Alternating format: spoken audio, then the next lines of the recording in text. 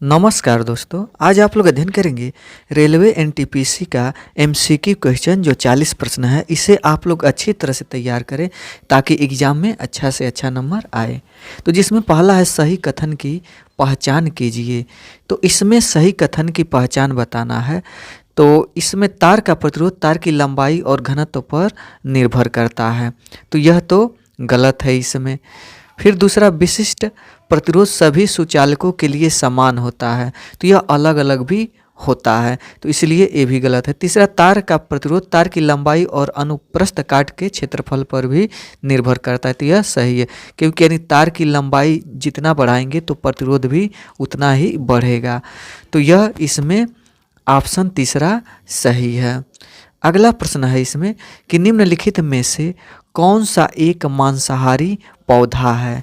तो इसमें मांसाहारी जो पौधा है, यानी निम्नलिखित में से कौन सा एक मांसाहारी पौधा है। तो sun dew, Venus fly trap, घट पड़ी पौधा, इनमें से सभी, यानी सभी मांसाहारी पौधे हैं, तो इसका ऑप्शन 4 सही है। अगला प्रश्न है कि निम्नलिखित में से क्या भारत में सिविल सेवाओं की एक विशिष्टता है। तो इसमें तीसरा का ऑप्शन पहला सही है, तटस्थता एवं निष्पक्षता। अगला प्रश्न है कि निम्नलिखित में से कौन सी मात्रा जड़त्व का माप है। तो वह है द्रव्यमान, तो इसमें चौथा का ऑप्शन तीसरा सही है। अगला प्रश्न है कि भारत में नृत्य, नाटक और संगीत के विकास को बढ़ावा देने की जिम्मेदारी निम्नलिखित में से किसकी है। तो यह है संगीत नाटक एकेडमी को, तो इसमें पांचवा का ऑप्शन यह 2 सही है। अगला प्रश्न है महाभारत का फारसी में अनुवाद किसने किया था। तो महाभारत का फारसी में अनुवाद बदायूनी ने किया था, तो छठवां का ऑप्शन 4 सही है। अगला प्रश्न, भारत में निम्नलिखित में से किस राज्य की सबसे लंबी तटरेखा है। तो सबसे लंबी तटरेखा गुजरात की है, तो इसमें 7वां का ऑप्शन 4 सही है, तो इसका ऑप्शन 4। अगला प्रश्न है कि यूनाइटेड नेशंस शब्द किसने गढ़ा था। तो यूनाइटेड नेशन शब्द जो है वह रूजवेल्ट ने गढ़ा था, तो 8वां का ऑप्शन पहला सही है। अगला प्रश्न है यदि, यानी इसमें क्या रहेगा, ऑप्शन में भरना है यदि शामिल हो तो और भी अधिक विविधता उत्पन्न हो जाएगी। तो इसमें है अगर लैंगिक प्रजनन शामिल कर दिया जाए तो और अधिक विविधता क्या होगी, उत्पन्न हो जाएगी, तो 9वां का ऑप्शन है पहला सही है इसमें। फिर अगले प्रश्न की ओर चलते हैं। अगला प्रश्न इसमें है कि अजमेर में 2.5 दिन का झोपड़ा किसने बनवाया था। तो अजमेर में 2.5 दिन का जो झोपड़ा है वह कुतुबुद्दीन ऐबक ने बनवाया था, तो 10वां का ऑप्शन पहला सही है। अगला प्रश्न है अंतर्राष्ट्रीय महिला दिवस कब मनाया जाता है। तो यह मनाया जाता है 8 मार्च, तो 11वां का ऑप्शन पहला सही है। अगला प्रश्न पारिस्थितिकी तंत्र शब्दावली किसने प्रस्तुत की थी। तो यह A.G. टैंसले ने प्रस्तुत की थी, तो 12वां का ऑप्शन 3 सही है। अगला प्रश्न अर्थशास्त्र में प्रथम नोबेल पुरस्कार किसे दिया गया था। तो अर्थशास्त्र में प्रथम नोबेल पुरस्कार यह जॉन टिनब्रेगन और रगनार फ्रिश्च को दिया गया था, तो इसमें 13वां का ऑप्शन 4 सही है। अगले प्रश्न की ओर बढ़ते हैं। तो इसमें अगला प्रश्न है नियत माप के ब्लॉकों में फिजिकल मेमोरी को भंग करने को कहते हैं, यानी क्या कहते हैं फिजिकल मेमोरी को। तो इसे कहते हैं फ्रेम्स, तो 14वां का ऑप्शन तीसरा सही है। अगला प्रश्न है जूडो में सर्वोच्च उपाधि क्या है।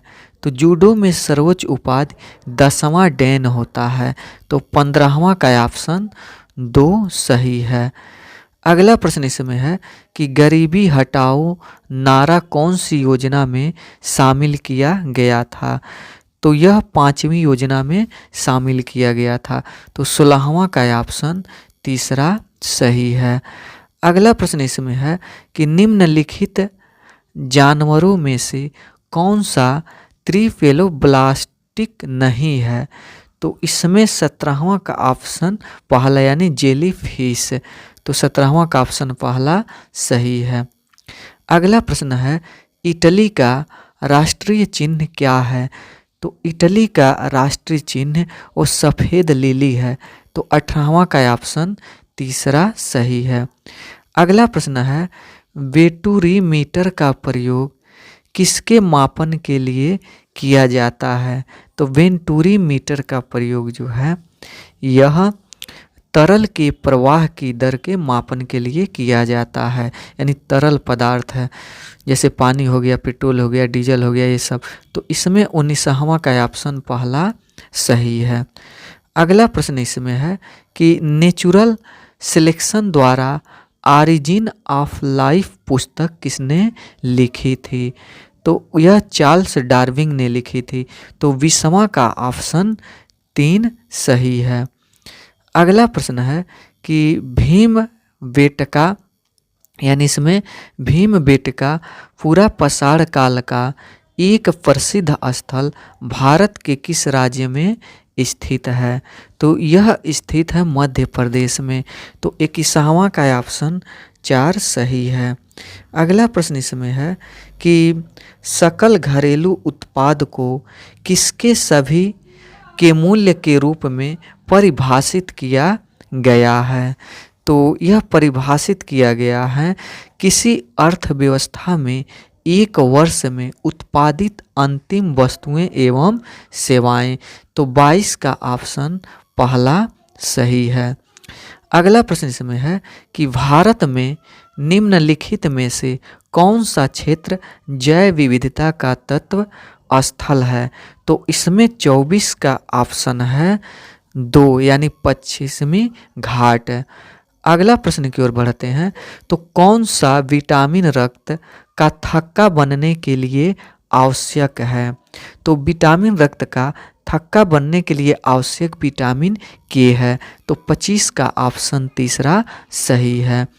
अगला प्रश्न है कि गर्म रेगिस्तानों में तथा उनके चारों ओर पवन धूल से बनने वाली मृदा को क्या कहा जाता है? तो पवन धूल से बनने वाली मृदा को उसे कहते हैं लोएस मृदा। तो 26 का ऑप्शन 4 सही है। अगला प्रश्न इसमें है कि India after Gandhi the history of the world's largest democracy नामक पुस्तक के रचयिता कौन है? तो इस पुस्तक के जो रचयिता हैं वह रामचंद्र गुहा हैं। तो इसमें 28 का ऑप्शन दूसरा सही है।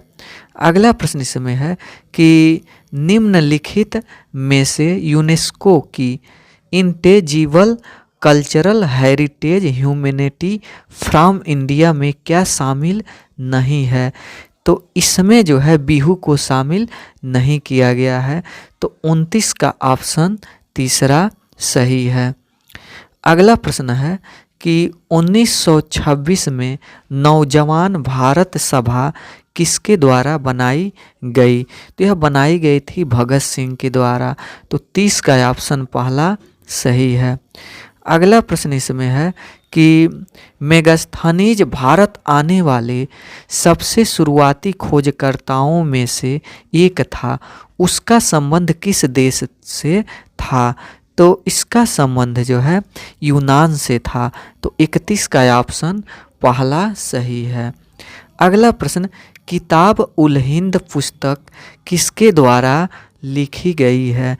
तो किताब उल हिंद पुस्तक यह लिखी गई है अल बेरूनी के द्वारा। तो इसमें 32 का ऑप्शन 2 सही है। अगला प्रश्न कि एन एरा ऑफ डार्कनेस पुस्तक किसने लिखी है, जो बड़े पैमाने पर औपनिवेशिक भारत की गंभीर वास्तविकताओं का वर्णन करती है? तो इसमें 33 का ऑप्शन 2 है यानी शशि थरूर। तो इसमें 33 का ऑप्शन दूसरा। अगला प्रश्न कि धारणीय विकास की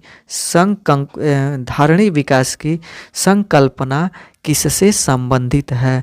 तो यह संबंधित है अंतर पौधी साम्य से। तो 34 का ऑप्शन 4 सही है।